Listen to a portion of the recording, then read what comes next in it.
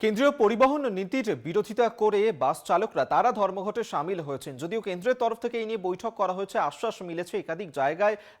সেখানে এই যে ধর্মঘট চলছিল তা উঠেছে, কিন্তু দুর্গাপুরের ছবিটা যেমনটা দেখা যাচ্ছে সকাল থেকেই সেখানে কিন্তু বাস চালকরা ধর্মঘটে সামিল হয়েছেন। কেন্দ্রের পরিবহন আইনের প্রতিবাদ জানিয়ে আজকের এই ধর্মঘট চলছে। সরাসরি সেখান থেকে আমাদের সঙ্গে রয়েছেন প্রতিনিধি সুজিত ভট্টাচার্য। সুজিত, কি ছবি তুমি সেখানে দেখতে পাচ্ছ, কি দাবি জানাচ্ছেন তারা?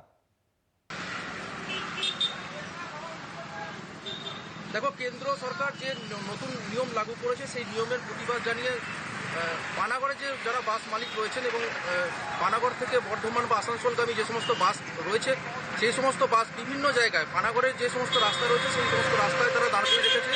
তাদের যারা বক্তব্য, কেন্দ্র সরকার যে নিয়ম লাগু করেছে সেই নিয়মের তারা প্রতিবাদ জানাচ্ছেন, কারণ সেই নিয়ম যদি লাগু হয় তাহলে রাস্তায় তারা যখন বাস নিয়ে বেরোবেন তাদের সমস্যার মুখে পড়তে হবে। কারণ একটা চালক যে পরিমাণে বেতন পায় তাদের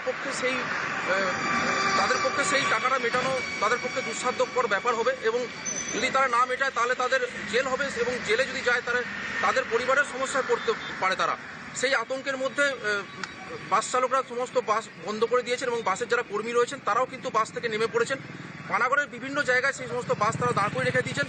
বাসের মালিকরাও কিন্তু এই অলিখিত একটা ধর্মঘট যাকে বলা যেতে পারে, অলিখিত ধর্মঘটে তারা সামিল হয়েছেন। বাস মালিকরাও তারা কিন্তু বাস বন্ধ করে রেখেছেন। আমি এই মুহূর্তে দেখাবো যে পানাগড়ের বিভিন্ন জায়গায় বিভিন্ন রাস্তাতে তারা বাস দাঁড় করে রেখেছেন, এবং তাদের যেটা দাবি, কেন্দ্র সরকার যে স্থগিত করেছে, যে নিয়ম লাগু করার পর যে নিয়ম তারা স্থগিত করেছেন সেই আইন তারা প্রত্যাহার করতে হবে। যতক্ষণ না প্রত্যাহার করবে ততক্ষণ তারা বাস চালাবেন না। সকাল থেকে যে সমস্ত বাস রাস্তায় নেমেছিল সেই সমস্ত বাস গন্তব্যে পৌঁছানোর পর সেই বাস কিন্তু আর ফিরছে না।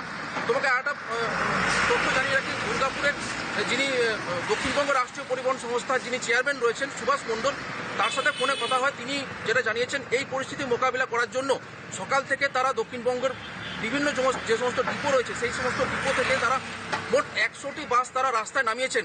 অতএব এই যে পরিস্থিতি সৃষ্টি হয়েছে, যাত্রীরা হয়রানির শিকার হচ্ছেন, যাত্রীরা তাদের গন্তব্যে পৌঁছতে পারছেন না, সেই সমস্ত যাত্রীদের কথা মাথায় রেখে ইতিমধ্যে 100টি বাস তারা রাস্তায় নামিয়েছেন যাতে যাত্রীরা তাদের গন্তব্যে পৌঁছতে পারে।